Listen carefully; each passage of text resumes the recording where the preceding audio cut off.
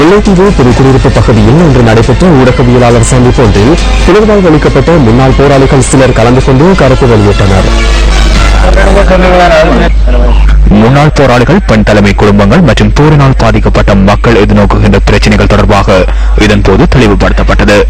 கைவேலி, சுதந்திரபுரம், தேவிபுரம், வள்ளிபுரம், உடையார்காட்டு பகுதிகளைச் சேர்ந்த மக்களும் இந்த ஊடகவியலாளர் சந்திப்பில் கலந்து கொண்டு வீடு திட்ட பிரச்சினை, காணி பிரச்சினை, வாழ்வாதார பிரச்சினை, மின்சார பிரச்சினை தொடர்பிலும் கருத்துக்களை முன்வைத்தனர்.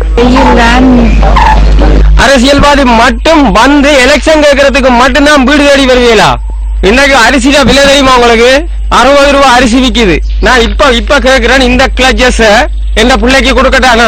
இதே கிளச்சஸ் என்ன புள்ள பாதிக்கணுமா? அப்ப பேரா முனையால இந்த புள்ள இந்த நாட்டுல வாழக்கூடாது. பேரை பிடிக்க கூடாதா? பேரை பிடிக்கணும்னா பள்ளிக்கூடம் போகணும், புத்தகம் பண்ணணும். இதுக்கெல்லாம் எங்க நாங்க உழைக்கிறது? இந்த காலோட போய் கூலி வேலை செய்யணுமா? கௌரவ பிரதமரோட நான் பேச வேணும், எந்த பிரச்சனையும் நான் காய்க்கணும். இதை ஊடகம் கொண்டு போய் இந்த தகவலை அவர்கிட்ட சேர்க்க வேணும்.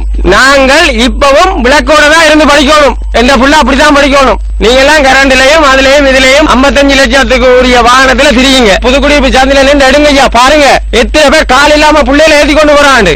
நாங்கள் இதை வேற எந்த அரசியல் கட்சிகளையும் எந்த அரசியல்வாதியையும் சந்திக்கிறதுக்கு தயாராகவும் இல்ல, நம்ப போறதும் இல்ல. பாதிக்கப்பட்ட நிலையில நாங்கள் இருக்கிறோம். என்னத்தை செய்யற, நாளைக்கு என்னத்தை சாப்பிடுறது, என்ன ஆர்ட்ட போறது, ஆர்ட்டையும் போகல. ரெண்டா பக்கத்து போய்ட்டும் அதே நிலையா இருக்கு. எல்லாருமே அதே நிலையில இருக்கிறபடியால் இந்த பொருளாதாரத்தை வளர்க்கறதுக்கு சகல பேரும் எங்களுக்கு உதவி செய்யணும். இப்ப பாத்தீங்கன்னு சொன்னால் இந்த இருக்கிறவங்க எல்லாருமே வந்து நாங்க பாதிக்கப்பட்டவங்க. அந்த பக்கத்துக்கு அவருக்கு கால் இல்ல, இந்த எனக்கு கால் இல்ல, இந்த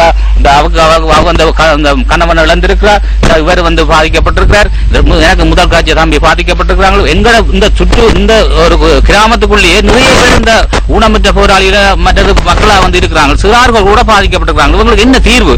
மனநிலை வந்து பாதிக்கப்பட்டிருக்கு இப்படியே நாங்கள் வந்து மந்தியை தான் நாங்க போக வேண்டிய சூழ்நிலை வந்து வரும்.